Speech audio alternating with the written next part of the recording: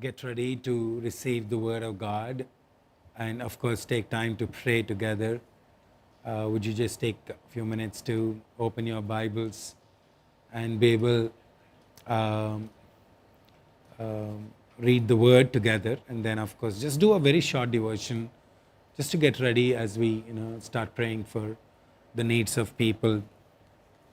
In Matthew chapter 7, we see the Sermon on the Mount. We call it the Sermon on the Mount, Matthew chapter 5 to 6, 7. These three chapters are called Sermon on the Mount, that Jesus was speaking to crowds of people who gathered around him while he sat on the top of the mount and began to teach all the disciples on practical Christian life, practical life here on earth as a person who knows Jesus, as a disciple of Christ. And Jesus kind of covers a lot of areas of our lives and gives a lot of very practical solutions on how do you live your life here on earth. What kind of attitude do you need to maintain? How do you maintain right relationships? How do you use your money?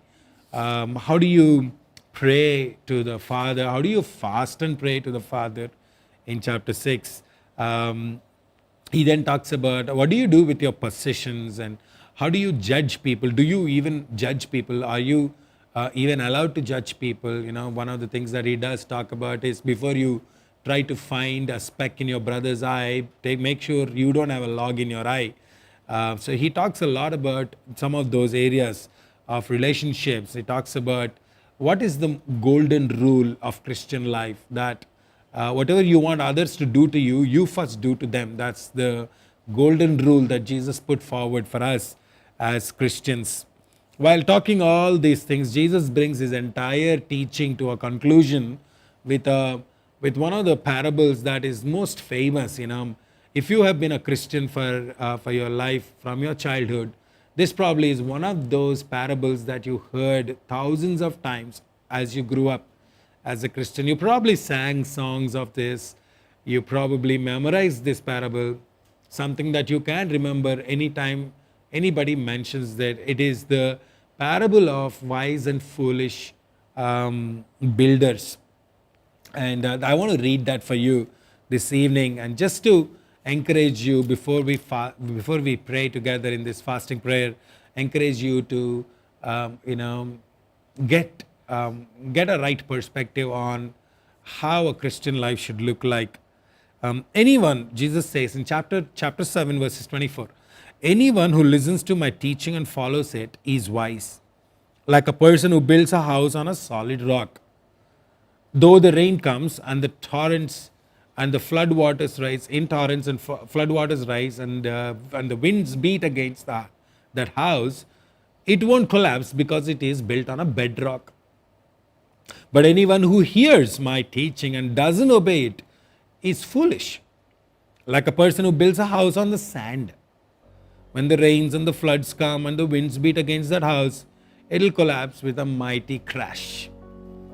Here is a very simple parable that Jesus did talk about on two different people, comparing how our lives, most Christians live their lives. Some Christians are like the wise man who built his house on the bedrock, and some Christians are like the foolish person who hear the word of God and do not build their house. You see, there is something very interesting about this parable in Matthew chapter 7. Both are similar people. Both have the same desires. They both wanted to build a house, have a good house. They both have the similar resources. For the building material, they have the same resources. They have the finances. They wanted to build a house, and they had the similar resources. They had the same intelligence. Obviously, they both built the house, right? It doesn't matter how they built it. I'm sure both of them built it. It gives them, it gives us an understanding. Both have the same intelligence. Both built similar houses. Both built similar designs, probably. I don't know, maybe, in my mind, I can imagine both of them building the similar houses with the same design. Both of them had used the same materials to build a house. Both of them showed the workmanship, similar workmanship. And yet, and also the most interesting thing about that parable is that both of them faced a similar set of circumstances, similar set of problems. Rain came in torrents, floods came against the house, winds beat against the house, both their houses. The only difference between both of them is that they built on different foundations. Their houses were built on different foundations. Everything else is the same. Their house were built on a different foundation. A lot of Christians may look similar. They may talk similar language. They may do similar things. They may, from the outside, they might look that they are exactly like other people. The only difference between a wise Christian and a foolish Christian is the foundation on which they are built. This parable teaches us something very important, that Jesus teaches us something very important. That as Christians, we must learn to remember this, that it is not the beautifying facade that is important, it is building the foundation that is important. Christians must learn that. The problem with our culture is that we're always looking at outside. We want to see outside and gauge people, measure people outside of what you see. Many times we measure Christians based on how they look, what they do. That's why God is so different from many of us. Have you ever wondered how come God doesn't punish the people that we think are sinners? How come God doesn't take revenge on some of those people that we want Him to take revenge on? The reason God doesn't do that is because God doesn't see what you see. God sees what you cannot see and I cannot see. He sees the heart of a person. He sees where that person's motives lie, attitudes lie, what is his character. He knows that. We always see the superstructure. Most of the time we measure the strength of a house by the beauty that we see from outside. If a house looks beautiful, we think it's a beautiful house, but we never know what's inside. We don't even know what's inside the walls itself. We might get some fair idea when we enter into the house and see what is inside, but that is what we call a surface structure. From outside you see a superstructure, but when you get inside a house you see the surface structure. For example, you walk into this studio, you kind of walk around and you kind of see the walls and all those things. You may see some cracks here and there, some cobwebs here and there, and you'll think, hey, from outside it looks nice, from inside I can see all this. But truth is, even that is not the real truth about that structure. The thing is, the real truth lies in the substructure. Not even what you see inside the house, but it is deep within the walls. The actual strength of the house is deep inside the walls. That is how man is, human beings are. So I think what Jesus is trying to teach us in this parable is this: don't look at superstructures, don't look at even surface structures, look at the substructures. That's how God measures people. It's who we are with Christ. It's what kind of relationship we hold with Christ. That is more important than how we look outside, what we do outside. That's why God does not measure. The entry to heaven is not based on our good works. It is not at all. Our good works should be an expression of the transformation that God placed in our lives, did in our lives, rather than our identity. Our good works are not our identity. Whether our relationship with Christ is not decides what kind of identity we really have. So, most of the times that we see how severe a condition of a structure is outside. Somebody once said, a wise man once said like this, that I think his name is Edmund Chan, a preacher, who said like this, that what we should understand is this: when we look at a structure that we think is destroyed, we shouldn't be worried about how severe the condition is. We shouldn't be worried about how bad it looks like. What we should be worried about is how long has it been like that? And that's more important than how it looks like right now. And that's where the foundations must be reworked on and rebuilt on. So how deeply are you rooted in God this evening? Think about that. As a Christian, that is one thing that we constantly should worry about, rather than how we present ourselves outside to people. We must be worried more about how deep are we in our understanding of God, how deep are we in understanding of the scriptures, how deep is our relationship with Christ is. The fundamental question for every Christian is this, is not whether we are ready. It's more important. The fundamental question that we need to ask ourselves is, are we rooted in Christ, in our relationship? So think about that. So Jesus is pointing to a fact that don't look at the outside, don't look at the beautiful facade. Look at what is the foundational. Work on building your foundation. But he's not only talking about that, he's also telling us something else. He's telling us, in order for that to happen, it's not just important to know the word, it's more important to do the word. So move from knowing the word to doing the word. A lot of Christians, all of us, are experts in knowing the word. And very few of us are the people who do the word. That's the difference, That's the difference between effective Christians and Christians. Well, nominal Christians. I don't want to call nominal Christian. All of us in some sense are in that category till we actually move from knowing the word to doing the word. You remember Jesus said, he did not call one person a wise person, another person a foolish person. He did not distinguish between those two people. The one thing that he clarified, the thing that distinguishes them, is that both of them heard the word of God. Only one decided to do the word of God, and that's why he becomes naturally a wise man. One decided not to do the word, and therefore he becomes a foolish person. So Jesus is saying, here are the two people, both of them heard the same word, both of them heard my voice, both of them heard the same message.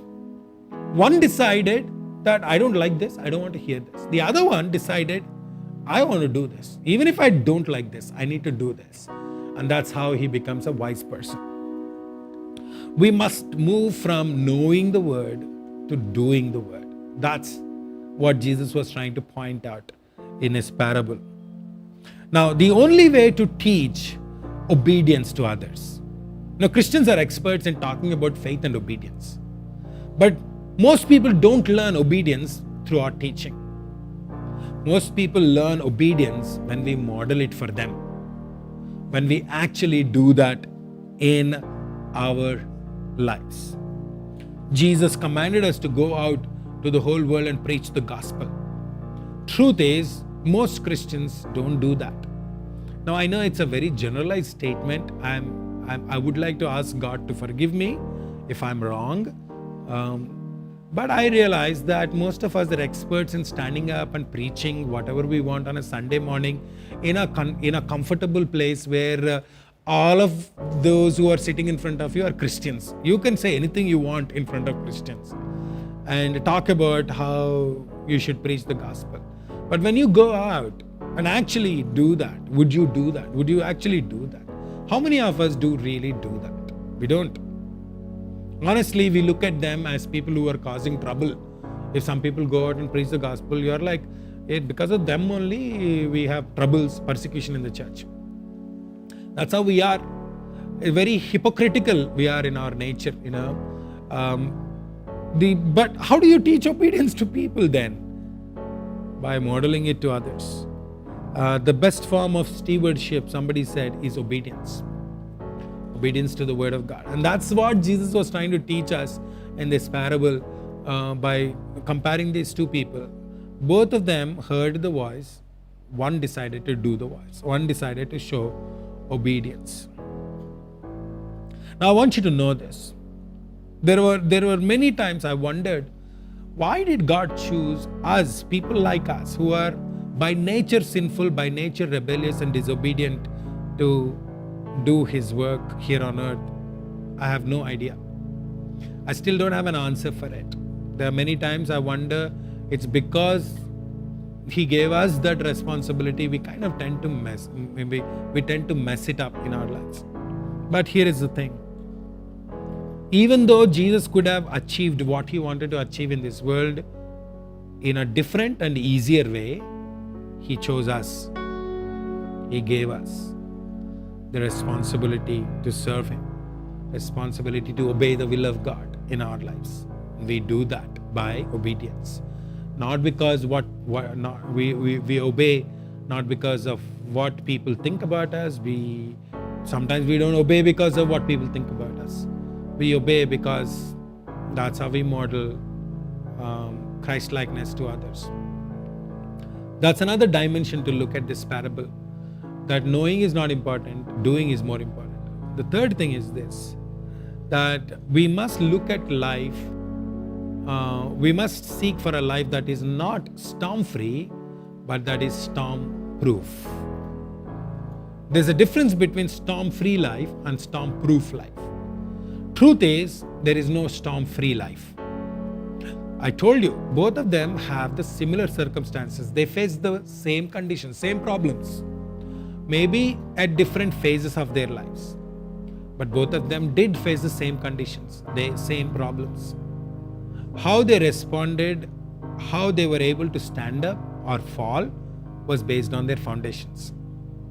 So what Jesus, in other words, is implying to all of us is this, that in life, whether you built your life on solid rock or whether you built your life on sand, you both are going to face rains, floods, and wind. All of us are going to face that. So He's saying, you are not going to, don't expect, as a Christian, don't expect a storm-free life. What you need to look for is a storm-proof life. Ask God to give you, God, give me strength to withstand my circumstances, withstand the pressures in life, withstand the wind and the flood and the waters that hit us. See, that is what I think Jesus was pointing towards us. And the truth is this, the Word of God is the only way to be deeply, strongly, truly build a foundation in our lives. And may we learn that. May, as Jesus taught us, maybe, one more time have a real look, honest look at our lives. One of the things about trees is this. Most trees may look outside green. Sometimes we look at a green tree and assume that the tree is full of life. There is a possibility that trees that are green are actually dying at the roots. It is not until the entire roots are dead, the tree starts withering away. Only then we get to see that. Sometimes right now our lives may look lush green and we think we are doing really well, but there could be a real problem deep inside. If there is, why don't you work on it? Maybe this is a good day, good time for us to remind ourselves that our life must be based on solid foundation. And that is Jesus, His Word, His Spirit in our lives. Would you take a moment to bow your heads? Think about what you've heard before we pray together. I'm going to ask Pastor Janet and of course Pastor Dheeraj are going to lead us in prayer time as we look at the prayer requests that have come up. But I want to pray with you before we do that and take a moment to just 1 minute to worship Him, and then we'll start praying for prayer needs. All right? Father, we thank you once again for this evening. Thank you for speaking to us. Help us not to look at the beautiful facade, but help us to work on building the foundation. Help us to be people who not only know the Word of God, but obey the Word of God. Help us to be people who don't seek for a storm-free life, because there is no such thing as storm-free life, but we will seek for a storm-proof life. And may we be built truly on the Word of God, on the right foundation that is Jesus Christ. Help us to reevaluate our lives in the light of your Word, and have you correct us, Help us to become better as Christians. Bless you, God. As we continue to worship and pray together, may you hear us from heaven and answer our prayers. In Jesus' name we pray. Amen. Amen.